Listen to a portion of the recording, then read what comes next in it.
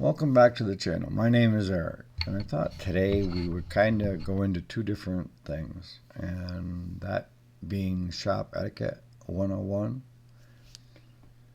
and some of the things that I wish I knew then that I know now that I could have changed. It might help you guys out in the long run. Alright, so what is shop etiquette? Well, it doesn't matter whether it's just you or if you have employees. It's setting a tone in the shop, and that is the do's and don'ts. You know, you would think it'd be common sense, but a lot of times it gets overlooked. So the do's and don'ts of being a shop is you never talk down to anyone. You never humiliate someone in front of other people. You never talk bad about other shops, competitors. And you never talk bad about customers you have or your employees with anyone outside the shop. It's okay to have an internal discussion to see what can be done so that next time it doesn't happen, or a different way of dealing with that customer, but it better not leave the shop. I don't want to hear one of my employees or me discussing out with somebody else about how, this customer, was an a-hole.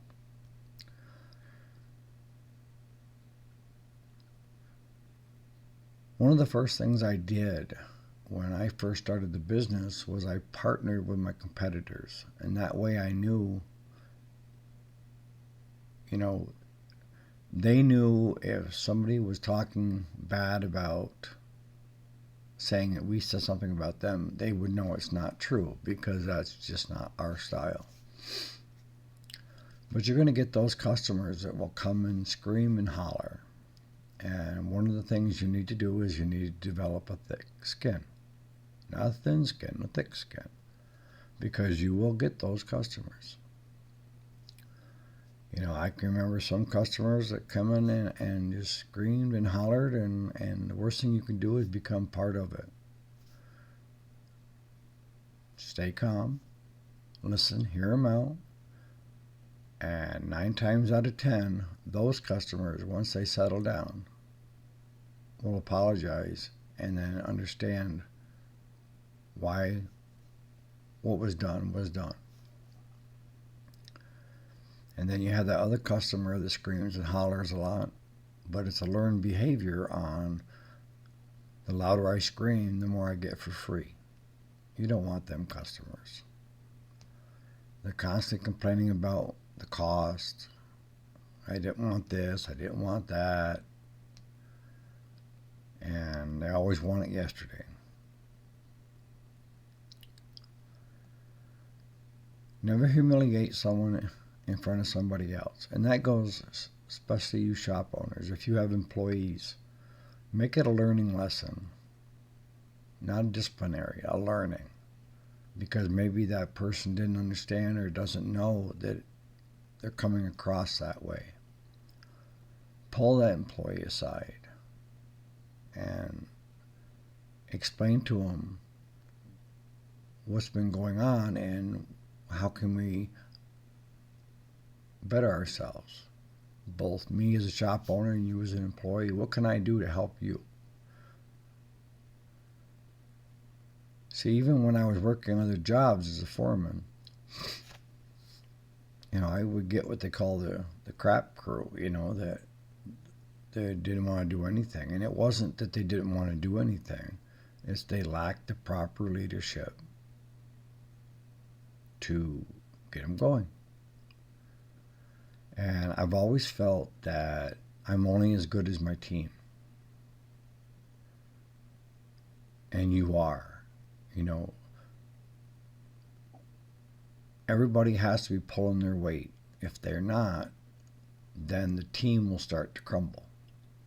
But if everybody works together and we find our strengths and our weaknesses and work it around so that it's a smooth running engine, then I'll put my team up against any team.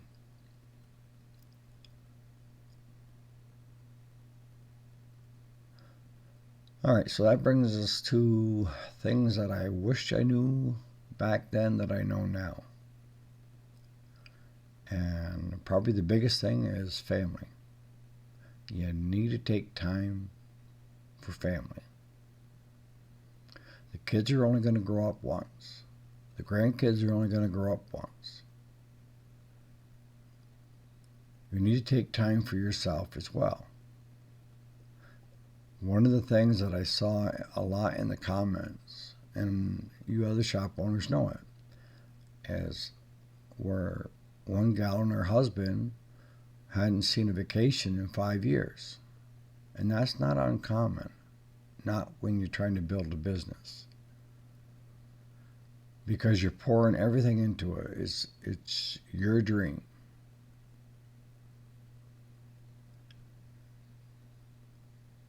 But you can't get that time back, is what I'm saying. The kids' sporting events, little leagues, to gymnastics, to barbecues on the weekends, to, most shop owners that I know are like me. There's barbecue going on this weekend. Saturday and Sunday I'm still working. And then I try to just pop in and pop out. And that's not being present. Because what ends up happening is you start to burn yourself out. And the last thing we want is for you to burn yourself out. You have to be able to take a realistic look at what's going on within your business. You need to know when to say enough's enough and when to keep going. I've seen people take their life savings and use that as their investment to start a dream that they had no clue of how to accomplish and lost everything. Yep.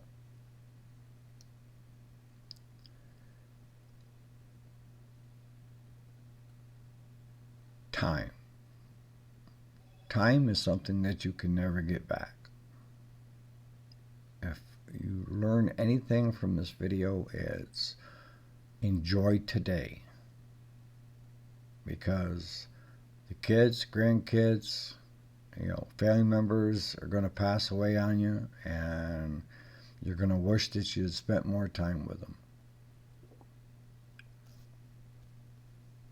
That's probably the biggest. See, it reminds me back when we were dairy farming. We had 70 cows, and I was working out 2 jobs to just pay the grain bill.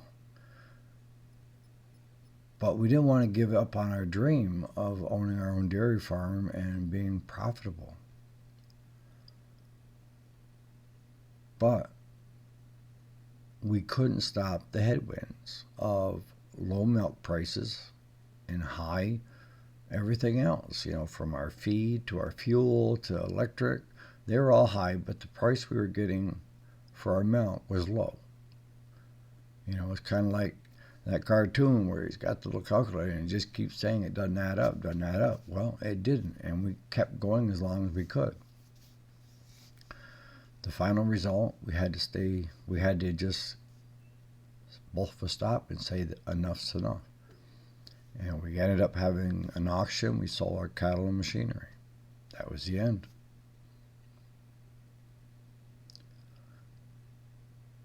So you have to be able to take a realistic look at what's going on with you. If you're bleeding money, you may want to take a really good look at where you're at right now and say enough's enough. Your first 5 years of business are going to be your hardest, is what they say. But it doesn't get much easier. Not if you're trying to grow a business. If you're happy with the size of your business, then everything kind of stays the same. But Most people that I know that are in business are continually trying to grow. That's the other thing. Bigger is not always better. Bigger is not always better. Having a good shop with a few employees, little headaches, is better than owning 3 shops with a bunch of employees and a lot of headaches. The other thing I want to leave you with is money is not everything. You can't eat money. You can't take it with you.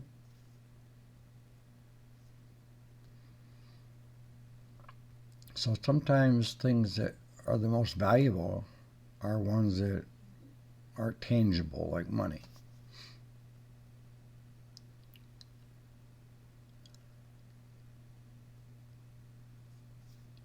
But the way the environment is right now, and it's more so than it ever was before, what I'm seeing is the price of parts have bottomed right out, so that we as shop owners can't even purchase those parts at that cost through our distributors' warehouses. So what does that mean? That means a lot of your established repair businesses have got to change and evolve or get out. You know, it's on the wall. I know that a lot of you guys, it's became your life.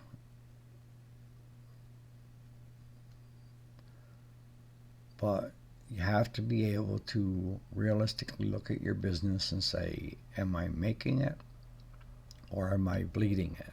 And when I say bleeding it, am I going backwards?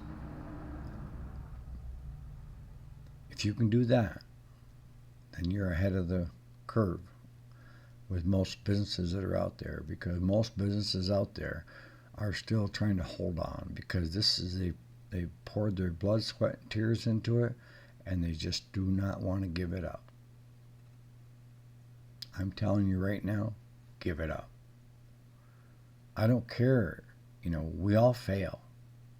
That's how we grow. But it's better to fail and learn from something than continually keep it going. It's kind of like taking your head and hitting it on the wall and then wondering why your head hurts and why nothing changes. Well, stop hitting your head on the wall. Common sense. You older guys, time for retirement. It is. It's a young man's game. It's time to take it from a business to a hobby. You can still work on a few customers' machines and stuff like that, but all the pressure that you're under right now is not worth continuing.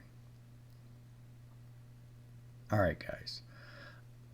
I hope you guys have learned something from this video about a little bit of etiquette, common sense. I've always felt that you should always treat people the way you would hope to be treated. And then also being able to realistically look at your business and say, you know what? I think it's time. And go on your first vacation, right? All right. We'll see you on the next video.